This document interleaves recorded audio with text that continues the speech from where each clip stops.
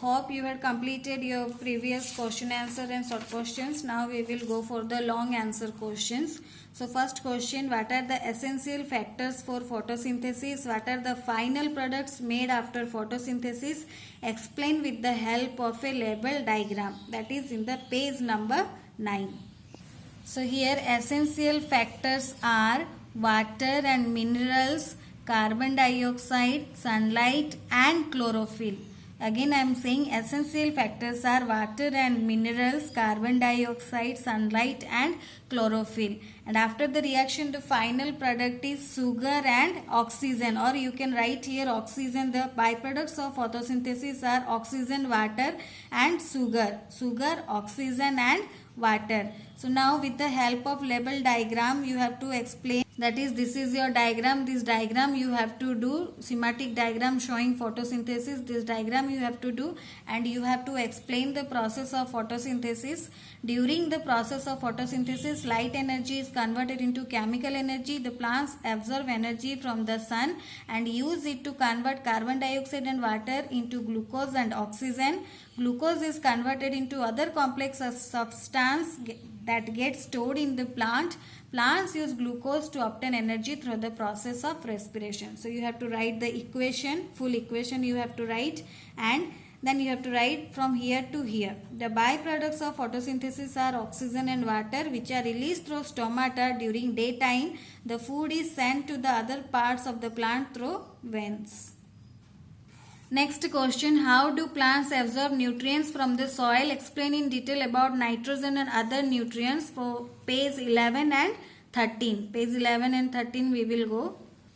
Here you can see H number 2, microorganisms convert. This is page number 11. This is page number 11. Microorganisms convert atmospheric nitrogen into water soluble compounds which are absorbed by the roots of plants. This is one point. Another point, page number 13 we will go here. Leguminous plants and nitrogen fixing bacteria convert the atmospheric nitrogen present in the surrounding environment into soluble compounds to fulfill the basic requirement of the plants and also help the soil to gain its fertility.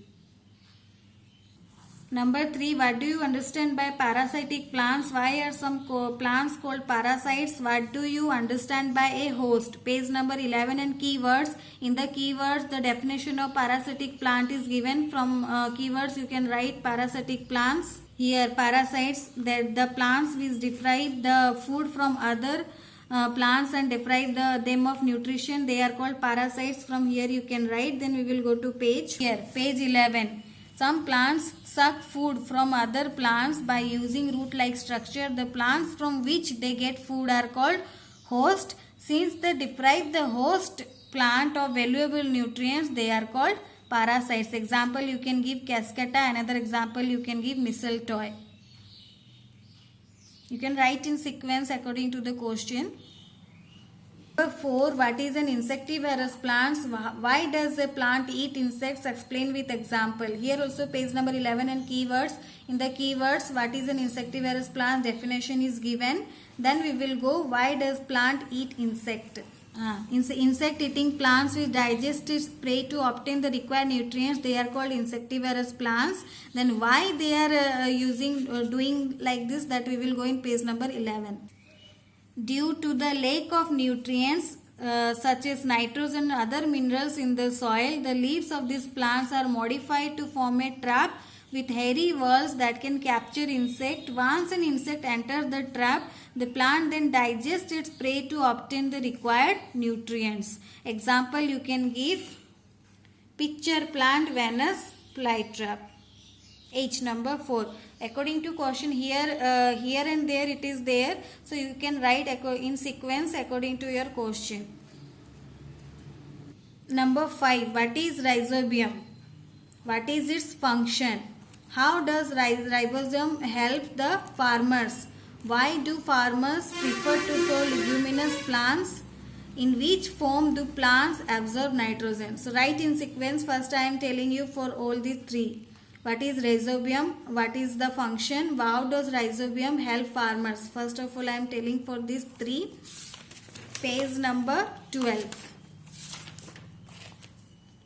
So here you can see rhizobium is a nitrogen fixing bacteria. The rhizobium bacteria convert the atmospheric nitrogen present in the surrounding environment into soluble compounds of nitrogen to fulfill the basic requirements of a plant and also help the soil to get its nutrients replenished. These save the farmer from using fertilizers or any other process to provide the fertility to the soil. Next point is given. Next question is given. Why do farmers prefer to sow leguminous plants? Because legumes have bacteria on the root nodules and takes nitrogen from air and fixes to soil so that plants that require nitrogen can use it. Next is in what form they absorb.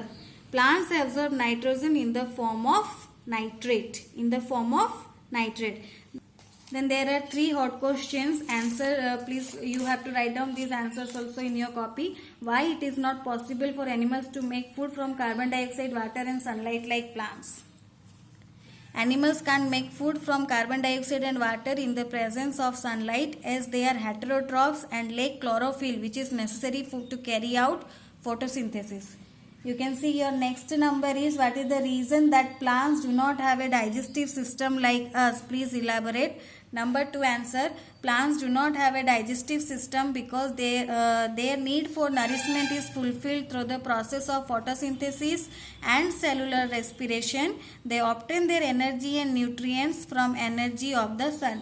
Next question is there in your book. What will be the effect on the stomata of a plant if it get coated with oil? Answer is, if the leaves of a plant are coated with oil, then stomata present on the surface of leaf will get blocked and gaseous exchange would be affected, which would decrease the photosynthesis, so the plants will eventually die. So please write all these answers and try to learn them.